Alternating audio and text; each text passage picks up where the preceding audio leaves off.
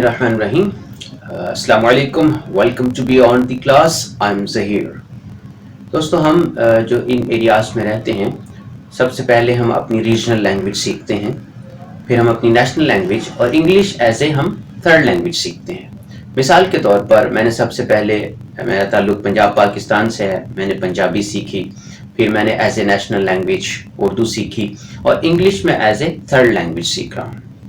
हमारा सबसे बड़ा मसला, सबसे बड़ा बैरियर इंग्लिश सीखने में वो ये होता है कि हम अपनी रीजनल लैंग्वेज को रीजनल लैंग्वेज में सीखते हैं. मिसाल के तौर पर मैंने पंजाबी में सीखी है, उर्दू को मैंने उर्दू में सीखा है, लेकिन जहाँ तक मामला आता है इंग्लिश का, इंग्लिश ज़ुबान का मसला ये बन जाता है कि मैंने हमेशा इंग्लिश को उर्दू में सीखने की कोशिश की है. कैसे, मैं आपको मिसाल दे के बताता हूँ. फॉर एग्ज़ाम्पल, मैंने अगर अपने किसी दोस्त को एडवाइस देनी होती है, नसीहत करनी होती है, मुझे ये पता है कि उर्दू में एडवाइस कैसे करते हैं, उर्दू में नसीहत कैसे करते हैं.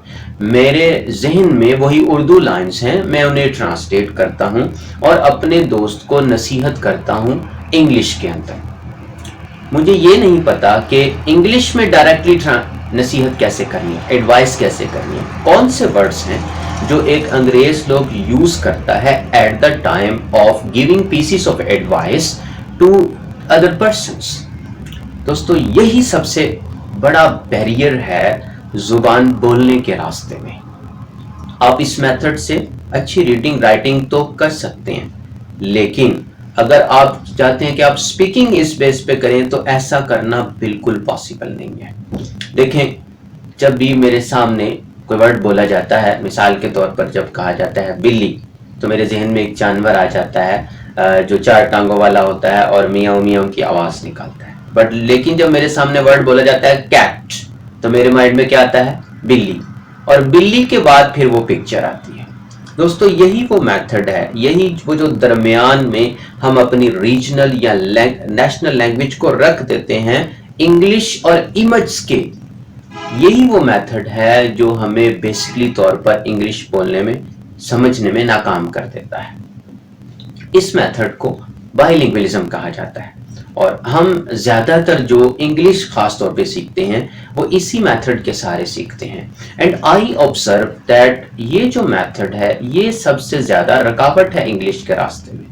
हम लोग क्या करते हैं, think in our native language and then try to speak English. सोचते अपनी ज़ुबान में हैं और बोलने की कोशिश करते हैं इंग्लिश.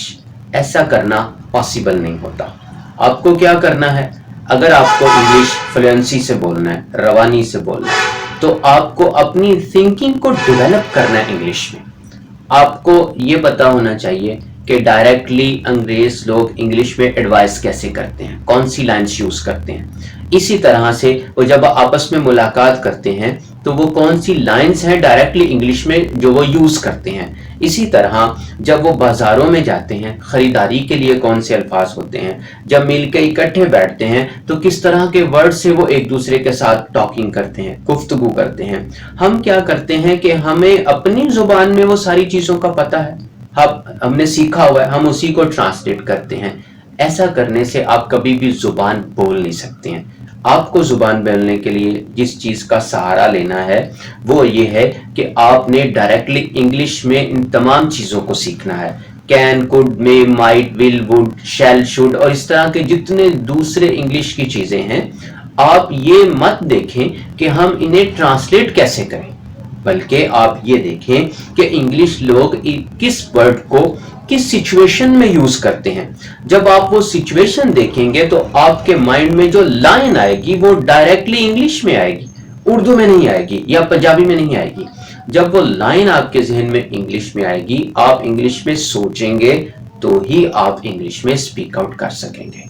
तो क्या कीजिए, इमेज के, तस्वीर के और कैट के दरमियान में से बिल्ली को हटाइए. जब आप हटा देंगे तो ही आप फ्लुएंट इंग्लिश स्पीकिंग कर सकेंगे. होप मेरी एडवाइस आपको पसंद आई होगी. इस तरह की और एडवाइस और इंग्लिश में स्पीकिंग के टिप्स के लिए चैनल को सब्सक्राइब कीजिए. थैंक्स.